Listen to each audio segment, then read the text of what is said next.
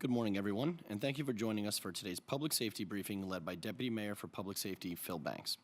Following our last speaker, we will take a few questions from the media, followed by some questions that have been submitted by the public ahead of today's briefing. I would now like to turn it over to Deputy Mayor Phil Banks. Good afternoon and welcome. We're joined here today by the New York City Emergency Management Commissioner, Zach Iscol, and he is going to provide some safety tips and some other critically important information to the New Yorkers because it has been extremely hot and this weather could be continuing in the near future. We also have Department of Buildings Commissioner James Otto. He's going to give an update on the city's emergency operation following a very concerning incident that took place on Wednesday in Manhattan, and that was the crane collapse. And last but not least, we have our Director of Rodent Mitigation, Kathleen Karate, who's affectionately known as the Rat Czar. And we've gotten so many calls about people not seeing as many rats as they used to. It's contributed to like the fantastic work that she's done. And she's just going to give us some updated information of what she's done and what we're going to continue to do. But just a quick recap for those who are tuning in for the first time. We had these weekly briefings so you, right, the New York City New Yorkers can hear directly from this particular administration about what we're doing and updates about public safety. We certainly want to hear from you as much as we possibly can. We want you to tell us what we're doing right, what we're doing wrong, what we need to do a little bit better. We listen, we incorporate this. It has a direct impact on how we're going to operate. And as the mayor always says, as a team, we can win this. So my ask of you today, as you're watching or listening to today's discussion, to take at least one piece of information that you deem valuable and share it with a neighbor, a loved one, a friend, et cetera, et cetera. And that's how we spread the information, we spread the intel, and in fact, we can have some success. So we want to make sure our families, friends, and neighbors are safe, and the best way to do that is for them to be informed. So if you've been outside in the last 24 hours or so, you know that it's very hot outside. Extreme heat like this can be dangerous. We have to be very strategic how we combat this. Yesterday, the National Weather Service issued an excessive heat warning. What does that mean? That means it's hot, and it may be getting hotter, right? So we need us as a team to work together to combat this. So we need to be very, very strategic about this. So here's the takeaway for me, at least initially. If you have air conditioning and you're cool, check on someone who does not, a neighbor, a loved one, a friend. Offer up your residents or the places that you know that they can become cool, right? So once we ensure that we take care of ourselves, let's reach out and take care of our neighbors. And the commissioner is certainly going to advise us on the public cooling locations that people can go to in the event that they need it. So with that, I'd like to turn over to you, Commissioner. It's going to be hot. It's been hot. It's going to be hot. What do we need to do to try to mitigate this? Yep. So first off, thank you, Deputy Mayor. Thanks for having me here today. Great to be here with Jimmy and Kathleen as well. And as you said, it is hot. It was hot yesterday. There was an excessive heat warning that was downgraded for today through tomorrow to a heat advisory by the National Weather Service. And as we have seen over the last month plus, we're facing a lot of different types of extreme weather events across the country. We have extreme heat in the Southwest. We've had extreme flooding in upstate New York and Vermont. We've certainly seen our fair share here in the city with floods, with the air pollution last month, and we now have heat to contend with. We also had a microburst earlier this week. So we're certainly dealing with our fair share of weather, and that's all to say that New Yorkers really need to make sure that they are doing everything they can to prepare. So there's a lot that we do as a city to prepare for these types of events, something like heat. Initially, we start working days in advance with the National Weather Service, with our interagency partners, with the private sector, nonprofits, community-based organizations, and Con Ed to make sure the grid is prepared and the city is prepared for these types of events. And then we offer things to New Yorkers. We offer public information and guidance, right? Things like turn your thermostat to 78 degrees, so cool enough to keep you cool, but not so cool that you're placing an undue burden on the electrical grid that could lead to blackouts or brownouts around the city. We encourage people, you see people opening up fire hydrants around the city. That's not safe. It decreases the pressure in the fire hydrant system, which makes it more difficult for our fire department to fight fires. You can go to any fire department in the city, and you can get spray caps that you can then place, and that reduces the amount of water that's coming out, but you can also then have some spray to keep cool. We do a lot of work to protect vulnerable populations. We have our Department of Homeless Services has teams out there doing something called a Code Red, making sure we're getting our homeless, unhoused individuals off the streets and into cooler places. And then we've opened up cooling centers. We've extended pool hours and as I said, open up cooling centers. You can learn more about where those cooling centers are and more tips at nyc.gov/beattheheat or by calling 311. And before you go to a cooling center, it's really important that you do that you check the hours, find out if it's open. We don't want you going out in the heat to then arrive at a place that may be closed because it's outside their hours. And the other thing I just say about cooling centers is these are places that they're like libraries, they're dual-use places that provide respite from the heat. There's a lot of other ways to do that too. You can go to a coffee shop, you can go see a movie this weekend, but going to any cool place can be really helpful. So those are both things that we're doing and also things that New Yorkers need to be aware of. And as you said, Deputy Mayor, always really important that you are checking in on your neighbors, especially the most vulnerable. Other weather issues that we're contending with today and this weekend, there is an air quality advisory in effect right now. We have an AQI of 108, which is unhealthy for sensitive groups. So that's children, older adults, people with respiratory and heart conditions due to ozone, not due to wildfires. And we also have our flash flood plan has been activated in anticipation of potential storms tomorrow afternoon. So the city's very busy. We ask all New Yorkers to follow public health guidance. And as always, sign up for Notify NYC, our public messaging system. That's where we can provide you all the information you need to stay safe, keep your loved ones safe. You can sign up at nyc.gov/notify by calling 311 or by downloading the app that's available in 14 languages, including American Sign Language, and the best way to have the information you need. So thank you. Thank you. So let's recap this for a minute, Commissioner. So one, we'll give everybody a second. If you're home watching this, go to your thermostat now and make some type of an adjustment, because if you don't, there's a possibility that there could be some type of a brownout and you won't have the electricity. So we need to think of not only ourselves, but we need to think of our loved ones. So we need you to adjust those thermostats to a point where you're still cool, but the fact that we can almost hopefully increase the chances of it won't be overburdened. So we need you to be able to do that. Now, if you need a location for the cooling center, you says there's a couple of ways. One, you can call 311. Always, yep, call 311, or you can go to nyc.gov/beattheheat. Right. And you say these places are not just for you to, I mean, there's like a libraries and other dual uses, right? Dual use, yeah. So you might be able to take care of other things that you're doing in this particular locations. And we certainly want you to, in fact, share this information with your neighbors. How long can we anticipate this heat? So the good news is that it should be through tomorrow, and then Sunday should be beautiful. Should be much more temperate weather on Sunday. Okay.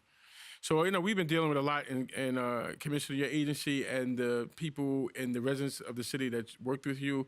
We've been dealing with these fires that's coming from up north. Your team is doing a great job in connection with the residents, and now we have this extreme heat, so certainly thank you.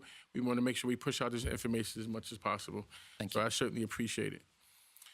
Okay, so on Wednesday, for a lot of people who may know, in case you didn't know, on Wednesday in the Hell's Kitchen area of Manhattan, around 10th Avenue and West 41st Street, there was a crane operating at a construction site, and it caught fire and sustained a partial collapse.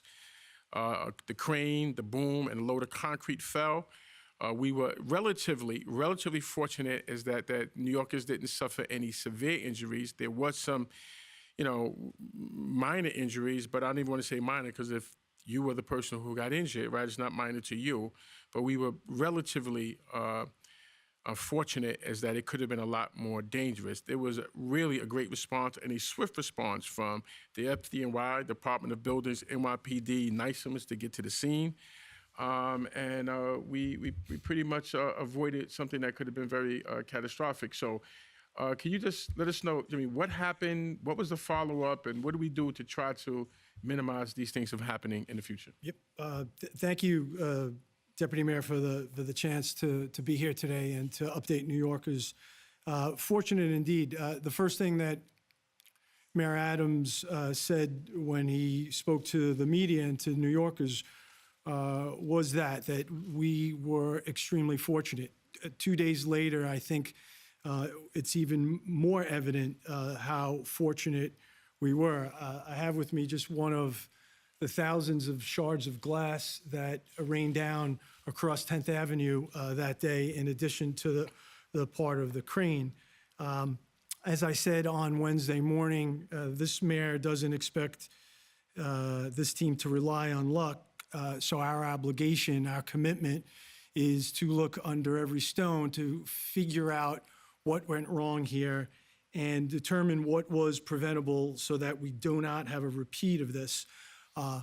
Before I recap and update some of the things that have gone on the last 2 days, I do want to say thank you to our partners, to the NYPD, to the FDNY, to my good friend, Commissioner Iskell, and all the good people at OEM. Thank you for the level of professionalism. And I do want to take a point of personal privilege. This was the first incident like this during my brief tenure, my 2.5 months at DOB. And I just want to shout out to our agency.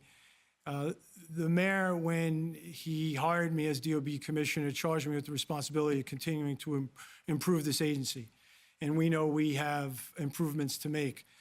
But on that day, you New Yorkers got to see the professionalism of this agency that sometimes doesn't kind of come to the fore. Structural engineers, inspectors have been all over that site for 2 days. And a shout out to the Wilkin DeLeons, who's this really talented engineer. A shout out to the chief inspector, Frank Demiani, who is a quintessential New York character, New York institution. That level of professionalism in this agency happens every day, and it's in those critical moments that we get to see it, and I got to see it up close. So again, I appreciate the opportunity, DM, to kind of recap and remind New Yorkers what happened and where we're at.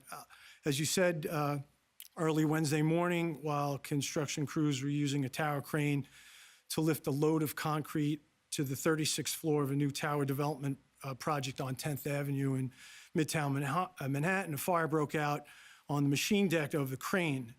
The fire severely damaged the crane, causing the boom to fully collapse and detach from the crane, striking the adjacent tower on its way down to the street level.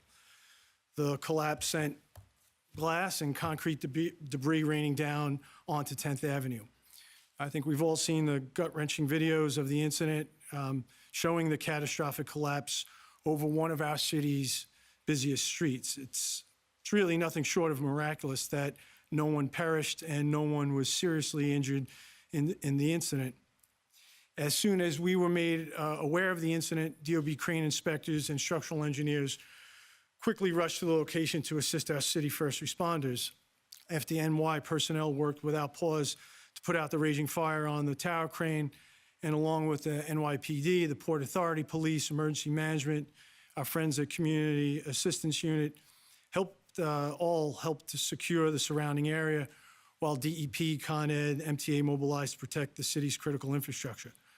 Again, I want to personally thank all of our fellow agencies on the scene that day for the first-class job, showing the world that what a major emergency response and interagency cooperation is supposed to look like.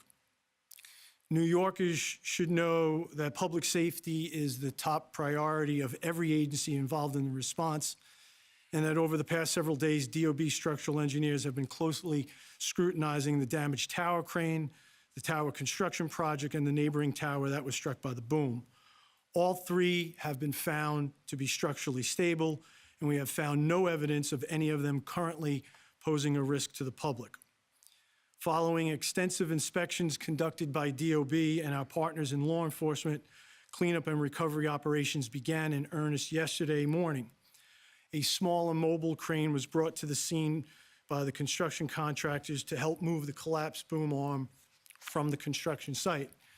Lifted away from the site, workers have been able to cut the boom into pieces which have since been carted away from the scene. DOB is now coordinating with contractors and their engineers as they devise a plan to bring another larger crane into the city to remove the damaged tower crane. Construction crews have also worked to identify any part of the under construction tower, the neighboring tower, and the crane that was damaged and possibly in danger of falling. All of the loose debris has been removed or secured, mitigating potential falling hazards. Simultaneously, the contractors have removed the majority of the glass and concrete debris from 10th Avenue. This quick work has enabled us to reopen 10th Avenue to vehicular traffic. While this cleanup has been proceeding, DOB investigators have been hard at work getting to the bottom of how this collapse occurred. That investigation is currently in its infancy, and we will be working closely with our partners in law enforcement throughout. Yesterday, our crane inspectors were able to access the fire-damaged crane cab, braving the 550-foot climb up into the air so that they could, the inspectors who made the climb were able to get a closer look of the damage caused by the fire. I want to reiterate that from everything we have seen up close, the tower crane is stable, and we have found no evidence that it currently poses a hazard to public safety. We want the results of this investigation to be transparent so we can share with the public not only how this happened, but what we can do to prevent something like this from happening in the future. At this time, the investigation is ongoing, and we have not made any final determinations on the case of the fire and on the cause of the fire and collapse.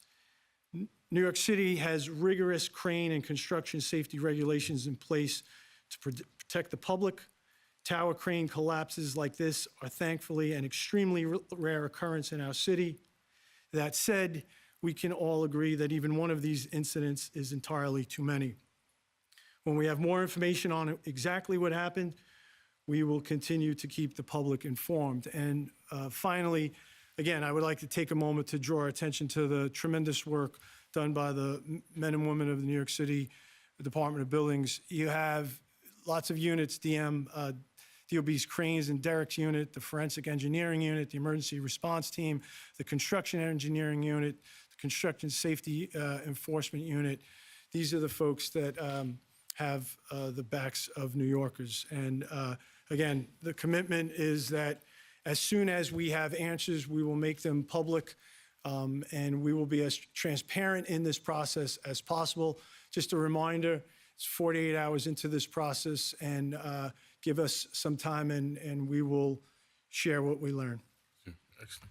And, you know, Chris, I just want to touch on 2 points. One, if I live on a block, I live in a neighborhood, prior to that construction starting up again, because another crane has to come in to complete the work, we're going to take that through, I'm sure, a very vigorous prospect, so that if you see the next crane is coming up, we're going to be clear that that has a complete safety stamp of approval. There are various entities that are involved in a crane process. Every single entity every single variable in this situation is being analyzed. And Deputy Mayor, the next crane that comes in to reach a tipping height of 582 feet will be a much larger crane than the mini mobile crane that was out removing the debris yesterday. You can rest assured that we will be looking at those plans that the contractor submits to us before that crane is put in place and that crane is utilized to secure and remove the existing damaged crane. The second point I just want to touch on is that it's the Department of Buildings, right? And I just have the ability to just deal with them, of course, much closer than the public, but they are the unsung heroes in so many ways. It's like incredible the kind of work that they do. They never ever get the credit. They're usually not on the front line. They probably don't choose to be. But to the New Yorkers out there, it's like the integrity of these buildings and the safety of these buildings, you know, lies almost exclusively in the laps of the agency. And you're doing a fantastic job.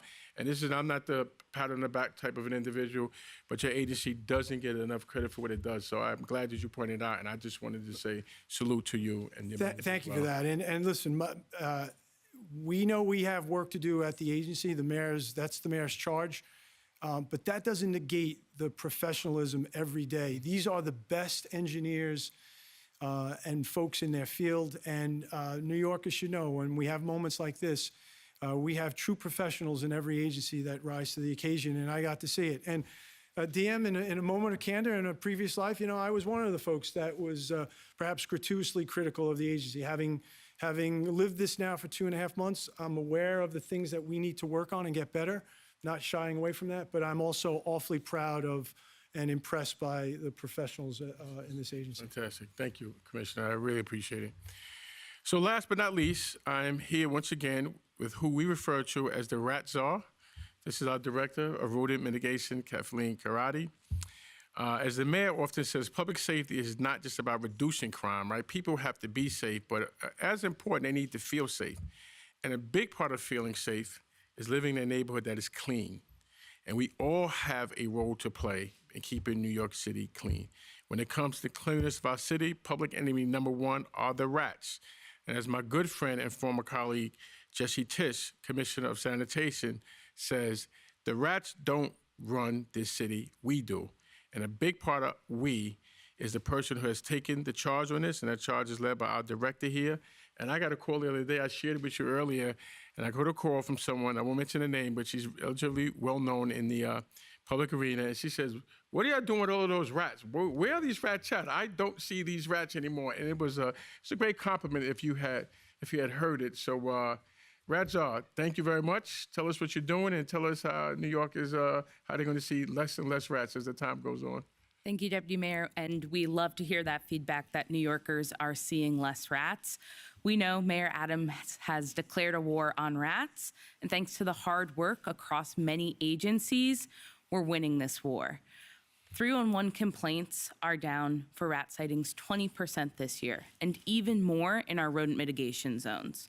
The Department of Health is out in force conducting biannual inspections of every property in the rodent mitigation zones. That's in addition to their inspections for all 311 complaints citywide. As the foundation for our city's approach to integrated pest management, this inspection data ensures we are targeting resources and working with private properties to effect change. New York City Parks, New York City Schools, and NYCHA are doubling down on rat reduction, utilizing seasonal staff and pest control teams to make sure our city's properties are unhospitable to rats. They're removing harborage, managing waste, and deploying extermination techniques to make sure we're knocking down rat populations. Citywide, we're cutting off rats from their food because we know if you feed them, you breed them. Through DSMY's new curb set-out times and rules around containerizations for food establishments, we're systematically taking away rats' access to food on our curbs and making New York a cleaner city. But we know the city can't do this work alone, which is why we're excited to host our first Anti-Rat Day of Action in Harlem next month. Taking place on August 12th, the Harlem Day of Action will bring together city and community partners to share best practices and take action on street tree care, waste and litter management, and rodent mitigation. We'll have agencies across the cities there to highlight their work they're doing and pitch in on our street cleaning efforts. We're also planning to host more of these, one in every borough by city's end, so be on the lookout for when they come to a neighborhood near you. So when is this first one's going to kick off, and what are we calling that again? The Harlem? The Anti-Rat Day of Action. Okay. It's in Harlem on August 12th. On August 12th. And every borough is going to have at least one location between now and the end of the year. Correct. We know that it takes everyone, and we want to make sure we're directly connecting city resources to communities, and we know that needs to be a citywide effort. So how would the New Yorkers find out when it's taking place in their respective borough or borough that they're interested in? But are you going to post it online, or how would they find out? 311 or? Yeah, we'll get information out through the different media channels we have at City Hall, but also be connecting with our community partners in the different boroughs to make sure they're connecting grassroots with their neighbors to make sure the message is out there. Listen, rats have been around since the beginning of time, right? They've been very resilient, right? They're survivors. Absolutely. But it truly, by almost all indicators, is happening. And once I've never been one to just shoot any type of alarm, rah, rah, rah. It's clearly, I've heard from numerous people that, and I didn't even know the statistics about the 311 calls being down, but I hear from many people about they actually see that particular difference. So I don't live in one of those zones. I'm glad I don't. But I do know people in those zones, specifically Harlem, have stated that they actually are seeing a lot less, and they were seeing a lot more. So certainly hats off to you. Please stay informed. Listen to the tips that you can do to help us, because the city cannot run on just administration alone. This is a teamwork. The mayor's been saying this from day one. If we work together as a team, we actually can do this. So once again, I appreciate you tuning in. Derek. Thank you. We will now open it up for a few on-topic questions, if there are any. Commissioner Otto, you look at the rules of the city of New York, which govern, buildings, building code, cranes, and the only mention of fire is for a fire extinguisher. 2012, a similar crane fire in Sydney, Australia, and what that city did was institute that there should be early detection. A fire happens on a tower crane, there's a siren that goes off to alert people.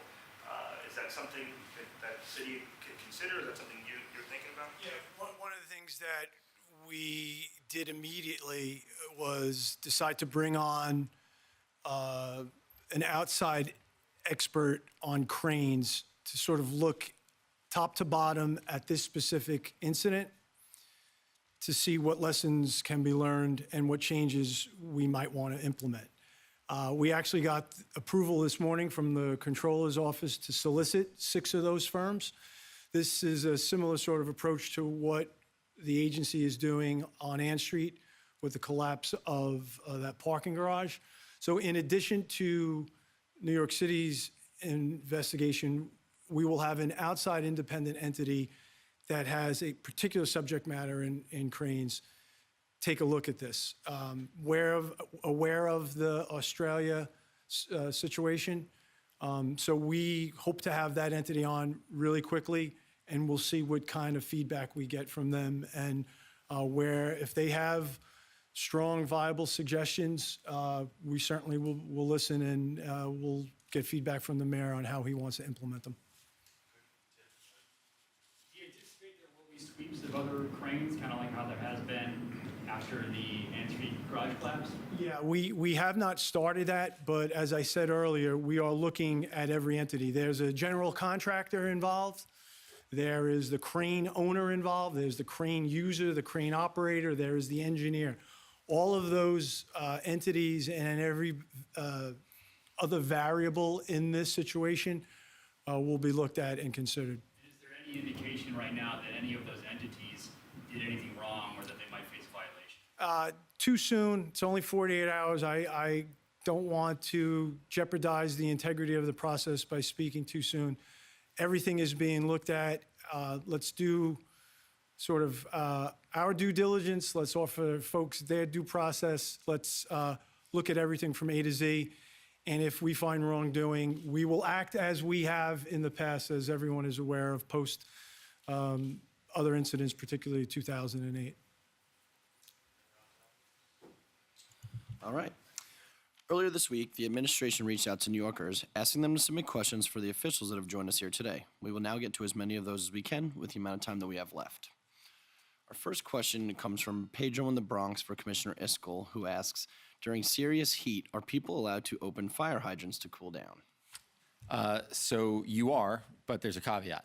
So right now, I think DEP just reported that yesterday we had people, primarily actually in areas of the Bronx, open up over 900 fire hydrants. I think it's like about 941 hydrants were open. That creates a dangerous situation where it reduces the water pressure that the fire department needs to fight fires. So what we ask is, what you can do is you can go to your fire department. If you're over the age of 18, you have an ID, you can get a spray cap, which can be put on the fire hydrant that can allow you to have the benefit of water coming out of the fire hydrant without damaging the water pressure or impacting the water pressure that's needed to fight fires. Thank you. Our next question comes from Joseph in Manhattan for Director Karate, who asks, does sidewalk garbage leave a scent of food that draws rodents? Why not have property owners wash sidewalks when garbage is removed?